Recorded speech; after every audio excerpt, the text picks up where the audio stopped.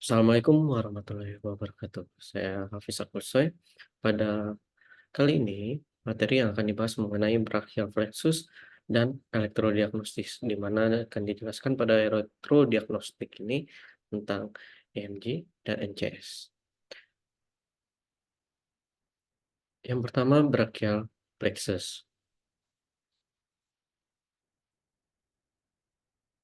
Nah, plexus brachialis adalah jaringan saraf yang mempersarafi ekstremitas atas. Plexus brachialis dibentuk oleh rami anterior, rami ventral bagian segmen tulang belakang C5 hingga T1.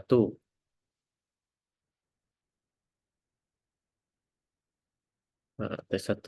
Keterlibatan root saraf C4 di sini dapat disebut sebagai prefix dari tipe plexus brachialis. Sedangkan di sini merupakan keterlibatan dari T2 yang disebut dengan tipe plexus brachialis postfix. Nah, root plexus brachialis muncul di antara anterior. Dari sini nanti kita gambarkan bagian anterior dari otot skelen anterior, dan di bagian belakangnya itu otot medius skelen. Plexus brachialis ini pada dasarnya terdiri dari bagian-bagian berikut seperti root, trunk, division, korda, dan percabangan-percabangannya. Root dan trunk terletak di segitiga posterior leher atau disebut bagian supraclavicular. Sedangkan divisinya terletak di belakang tulang clavicula. Kordanya dan percabangannya terletak di aksila atau di infraclavicular.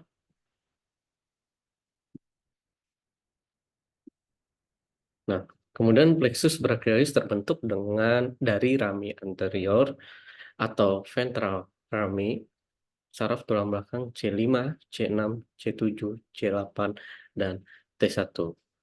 Kemudian root dari C5 dan C6 akan bersatu dan membentuk upper truncus dari plexus brachialis. C7 akan berlanjut sebagai middle truncus. Kemudian C8 dan T1 mereka akan membentuk lower truncus plexus brachialis. Masing-masing trunkus ini kemudian terbagi lagi menjadi divisi anterior dan posterior. Jadi totalnya terdapat 6 divisi di plexus brachialis. Semua divisi posterior akan bersatu membentuk korda posterior. Di sini dia akan bersatu, semua divisi posterior akan membentuk korda posterior. Kemudian plexus brachialis bagian upper truncus anterior dan middle truncus bagian anteriornya akan membentuk korda lateral. Bagian anterior dari lower trunkus akan membentuk korda medial. Jadi mereka ada 3 sisa divisi anterior, bagian anterior upper trunkus dan middle satu membentuk lateral cord. Dan bagian anterior dari lower trunkus berlanjut menjadi medial cord. Nah, roots dari nervus dorsal scapular berasal dari C5. Dorsal scapular berasal dari C5. Kemudian root nervus dari long thoracic berasal dari C5 dan C6, dan di sini dia dari C7 juga. Root dari nervus dorsal scapular berasal dari root C5 yang akan mempersarafi otot-otot sisi dorsal yang menempel pada sisi dorsal batas medial scapula. Karena merupakan sisi dorsal dari scapula, ia mempersarafi otot-otot yang melekat pada sisi dorsal tersebut, seperti levator scapula, rhomboideus major, dan otot rhomboideus minor.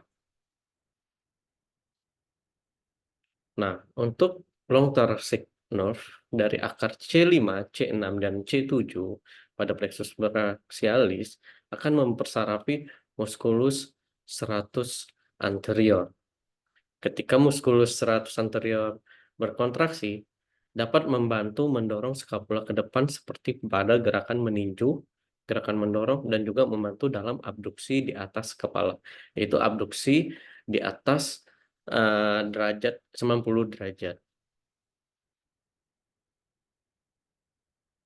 Kemudian hal yang terpenting yang harus diingat tentang long thoracic nerve dapat rusak selama ada tindakan-tindakan seperti mastektomi atau mastektomi radikal atau diseksi kelenjar getah bening pada aksila. Kemudian kerusakan pada long thoracic nerve juga akan menyebabkan gejala yang disebut winging of scapula, di mana suatu kondisi scapula gagal bergerak ke depan, malah batas medial scapula ini menjadi mundur dan terlihat menonjol seperti sayap. Nah, kemudian sekarang beralih ke cabang apa saja yang berasal dari truncus flexus brachialis. Dan yang harus kita ingat, hanya upper truncus yang memiliki cabang, yaitu supraclavicular dan subclavicular, suprascapula dan subclavia. Nervus suprascapular mempengaruhi otot supraspinatus dan infraspinatus. Kemudian otot supraspinatus ini penting dalam inisiasi memulai abduksi lengan. Pada saat abduksi lengan bagian awal sekitar 0 sampai 15 derajat. Itu oleh supraspinatus. Kemudian 15 hingga 90 derajat dilakukan oleh otot deltoid. Kemudian tadi overhead atau lebih dari 90 derajat abduksi di atas kepala dilakukan oleh tadi sebelumnya yang diinovasi oleh nervus long thoracic, yaitu otot serratus anterior dan ditambah trapezius. Nah, saraf ke subclavia seperti namanya di sini, dia akan menginervasi otot subclavia juga dan juga menginervasi phrenicus accessori. Jadi nervus phrenicus accessori datang dari nervus subclavia juga. Kemudian mengenai cabang-cabang plexus brachialis dari korda lateral, terdiri dari nervus lateral pectoral, musculocutaneus, dan lateral dari akar median nerve. Nah, di sini kita lihat median nerve-nya. Atau gampang mengingatnya dengan sebutan mnemonik LML. L dari lateral pectoral nerve, M untuk musculocutaneus, dan L satunya lagi untuk akar dari lateral median nerve. Kemudian cabang-cabang dari plexus brachialis korda posterior terdiri dari upper subscapular nerve, kemudian axillary nerve yang bercabang dari C5-C6, lower subscapular nerve yang dibentuk oleh C5-C6, radial nerve yang dibentuk oleh C5, C6, C7, C8, dan T1, dan di sini thoracodorsal nerve dari C6, C7, C8 atau biasa disebut dengan nerve yang ke arah latissimus dorsi. Nah, untuk dapat mengingatnya, ada mnemoniknya juga, yaitu ultra, U sebagai upper subscapular, L sebagai lower subscapular, T-nya thoracodorsal, R-nya radial nerve, dan A-nya axillary nerve.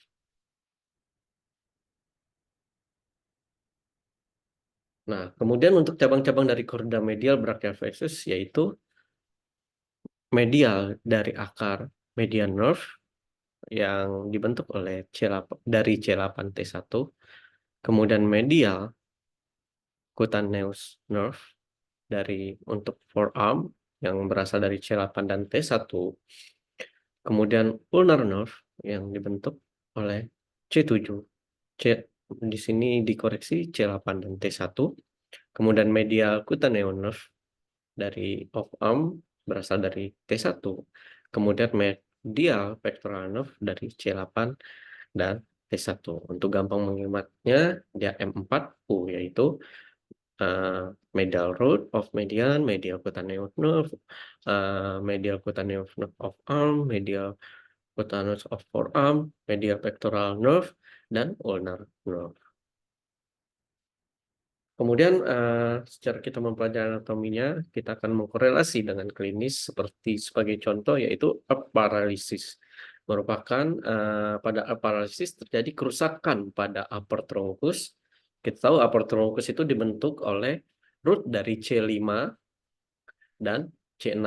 Oleh karena itu, paralysis yang terjadi kerusakan pada upper truncus, keterlibatan terutama pada C5 dan C6 juga. Titik up di sini ada area dari upper trunk, tempat bertemunya 6, 1, 2, 3, 4, 5, 6 saraf.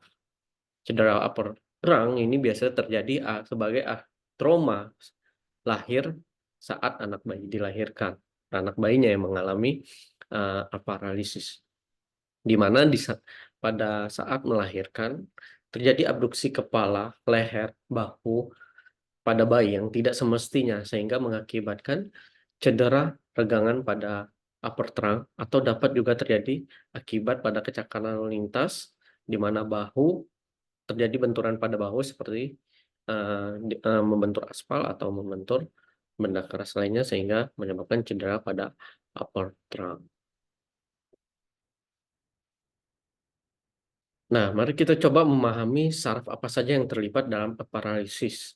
Persarafan dari roots C5 dan C6 akan terpengaruh sehingga terjadi paralisis, di mana subscapular nerve yang mempersarafi supraspinatus akan terkena juga. Nah, kemudian axillary nerve yang dari roots C5, C6 juga akan terpengaruh, di mana akselerasi dari persarapan deltoid dan teres minor, di mana dia diinovasi oleh axillary nerve juga, akan terkena dampaknya. Ketika roots C5 dan C6 terpengaruh, bahkan pergerakan deltoid juga akan hilang atau paralisis, maka terjadi kehilangan fungsional atau gerakan dari abduksi bahu. Sehingga dalam kasus paralisis ketika tidak ada pergerakan deltoid, maka terjadi adduksi pada bahu. Abduksi, adduksi. Nah, kemudian muskulokutarnya berasal dari akar C5, C6, dan C7. Dan muskulokutarnya juga mempersarafi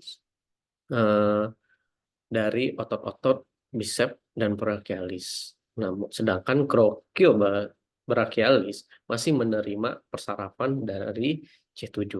Jadi pada paralisis di mana terdapat cedera pada upper trunk yang melibatkan C5 dan C6, paralisis otot brachialis ini tidak terjadi, tetapi terdapat hilangnya kerja otot bicep dan brachialis. Bicep dan brachialis ini membantu untuk menggerakkan siku dan juga membantu untuk supinasi. Di mana kalau terjadi kerusakan sehingga akan otot paralisis pada otot bicep dan brachialis, ini menyebabkan siku lebih ekstensi dan lengan bawah pronasi, seperti pada gambar, di mana terjadi aduksi bahu, ekstensi pada siku, dan pronasi pada lengan bawah. Nah, kemudian radial nerve juga berasal dari root C5 sampai T1, sehingga pada paralysis, radial nerve juga terpengaruh. Radial nerve mempersarafi, yaitu dia berasal dari C5, C6, C7, C8, dan T1, otot dia mempersarafi otot brachioradialis. Jadi pada araf ini karena hilangnya pergerakan otot deltoid menimbulkan adanya adaptasi pada bahu karena hilangnya pergerakan bicep dan brachialis, di mana akan terlihat seperti pada gambar ini tampak siku yang ekstensi lengan bawah pronasi yang biasa disebut dengan policeman tip atau potter tip hand. Nah, kemudian kasus berikutnya itu yaitu Klumpke's paralysis. Ya, ini terjadi akibat kerusakan pada lower truncus, plexus brachialis. Itu dibentuk yang seperti kita tahu lower truncus ini dibentuk oleh C8 dan T1. Jadi pada Klumpke paralysis tentu ada pengaruh dari C8 dan T1-nya juga terpengaruh. Di mana root dari C8 dan T1 mempersarafi otot-otot intrinsik dari jari-jari tangan seperti otot umbilical, dan intraosean. Jadi pada columbus paralisis ini, otot interaksi tangan seperti otot lumbar akan pengaruh juga, di mana cedera pada lower trunkus terjadi karena hiperabduksi dari bahu. Bila terjadi abduksi yang tidak semestinya antara lengan dan badan, seperti yang terjadi saat orang jatuh, kemudian tangannya masih memegang sesuatu seperti pada dahan, pada dinding, dan sebagainya, sehingga terjadi cedera pada lower trunkusnya. Nah, untuk kita harus tahu juga fungsi normal dari lumbrica adalah fleksi sendi metacarpophalangeal dan ekstensi sendi interphalangeal. Nah, hilangnya kerja otot-otot intrinsik tangan ini menyebabkan ekstensi dari sendi metacarpophalangeal dan fleksi sendi interphalangeal. Kelainan bentuk ini disebut sebagai complete claw hand, sehingga complete claw hand ini terjadi pada kasus-kasus clumped paralysis. Untuk otot dua lumbrical pertama, itu di gigi 2, disuplai oleh saraf median, sehingga pada di gigi 2 menunjuki cedera saraf median. Kemudian dua lumbrical terakhir di gigi 4 dan 5, ini menunjukkan cedera pada saraf ulnaris. Dengan demikian, bentuk cakaran pada dua jari terakhir menunjukkan adanya kerusakan pada nervus ulnaris. Namun bila terdapat bentuk cakar yang lengkap, baik itu di gigi 1, 2, dan 4, 5, itu dicurigai kelumpuhan clumpus atau clumpus paralysis atau cedera pada lower trunkus pada plexus brachialis. Nah, pada clumpus paralysis juga karena melibatkan rus C8 dan rus T1, white rami dari akar T1 berkontribusi pada suplai simpatik di daerah kepala dan di leher. Pada clumpus paralysis terjadi kerusakan pada persarapan simpatis pada kepala dan leher sehingga menimbulkan apa yang disebut dengan sindrom Horner, di mana sindrom Horner ini terdiri dari gejala-gejala seperti ptosis, meiosis, anhidrosis, enophthalmus, dan kelumpuhan hilangnya refleks dari ciliospinal. Nah, jadi kelumpuhan clumpus juga atau clumpus paralisis juga dikaitkan dengan sindrom Horner. Nah, itu materi bagian dari brachial plexus. Kemudian kita ke elektrodiagnosis. Yang pertama dapat kita kenal ada dua yang dilakukan pemeriksaan, yaitu nerve conduction studies dan elektromyografi atau EMG. Pada gambar ini di sini ada needle EMG dan pemeriksaan EMG-nya. EMG ini mengacu pada dua tes seperti gambar yang di kanan ini. Ada NCS di mana impuls listrik dirangsang atau dimasukkan melalui saraf dan kemudian diterima dan di distal melalui otot atau kulit untuk menilai bagaimana saraf membawa informasi listrik melalui gambar melalui sarafnya.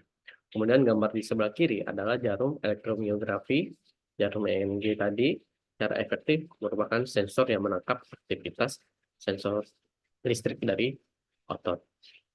Nah, indikasi dari EMG itu membantu menilai patologi saraf tepi atau otot.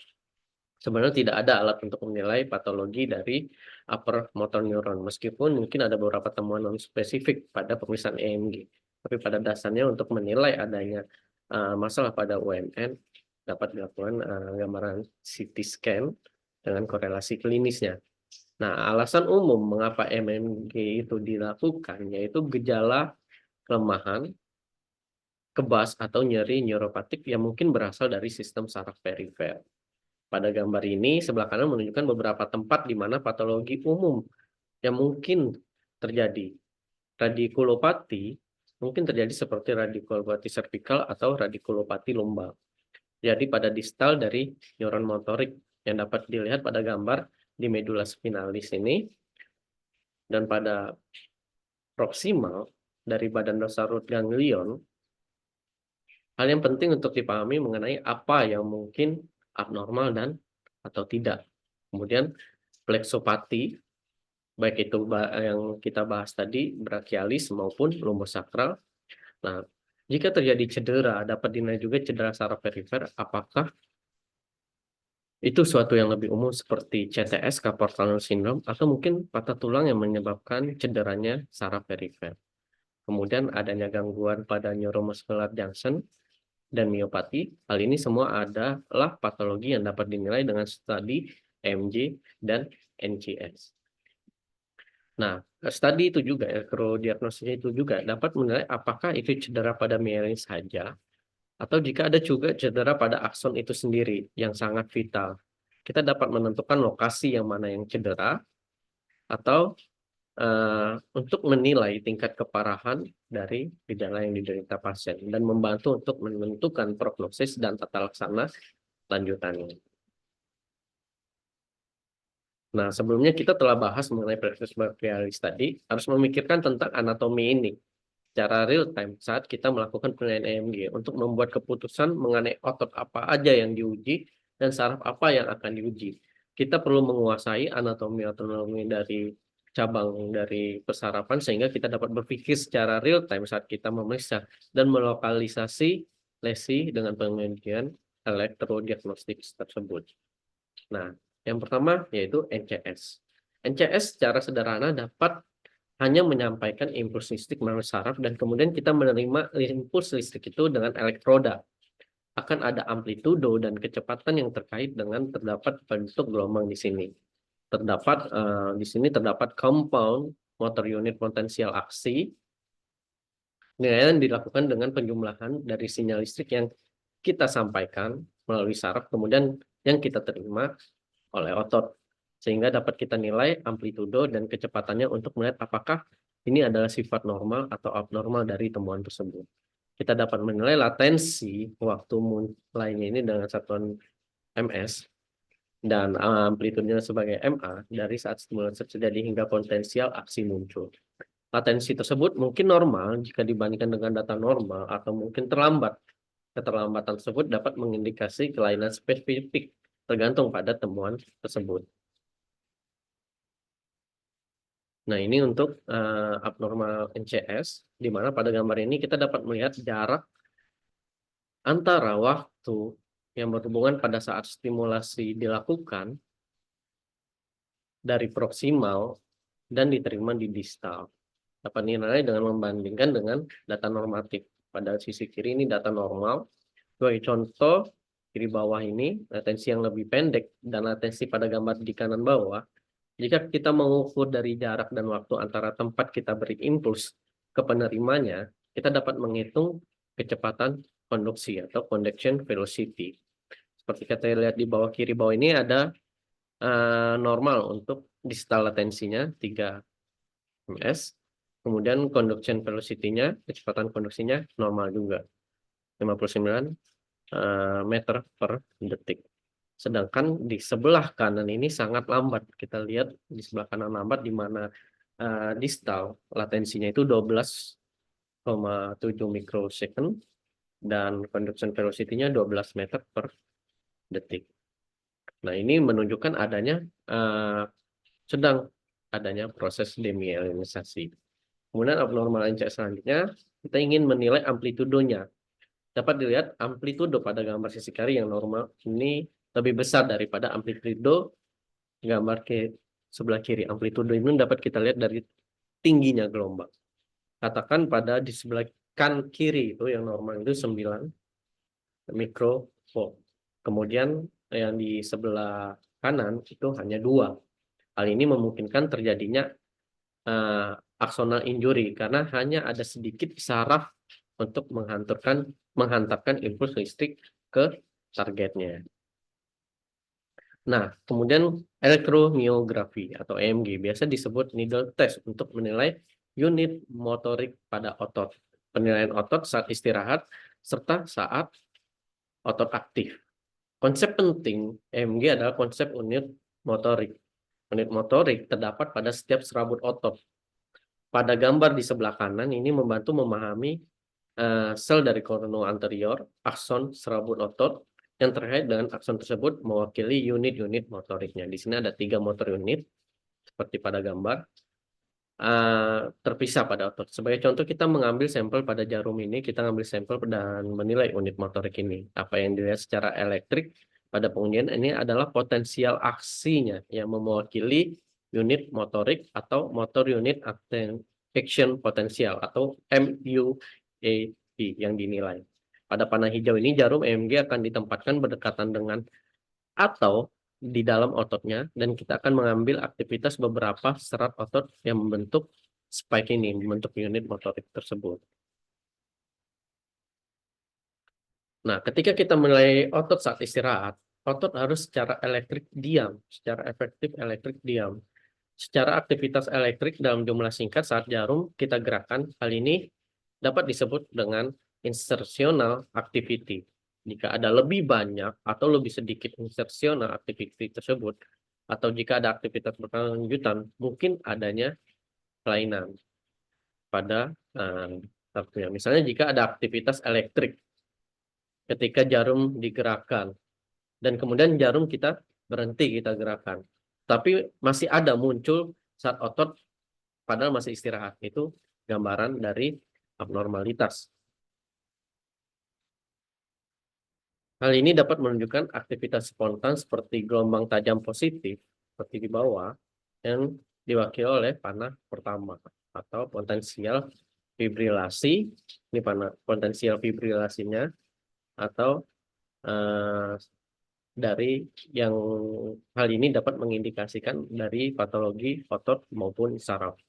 Contoh akan menunjukkan bahwa telah terjadi cedera pada akson yang menuju ke titik-titik yang mewakili serabut otot dan jarum EMG menerima aktivitas spontan di bawahnya. Kemudian pada muscle yang teraktivasi kita dapat menilai apakah unit motorik lain sudah mulai menangkap beberapa serat otot tempat mereka bercabang. Nah, dapat dilihat jarum EMG di sini di gambar ini telah ditempatkan di sebelah serabut otot dan satu unit motor. Unit motorik bawah ini telah mengirimkan cabang menuju beberapa serabut otot.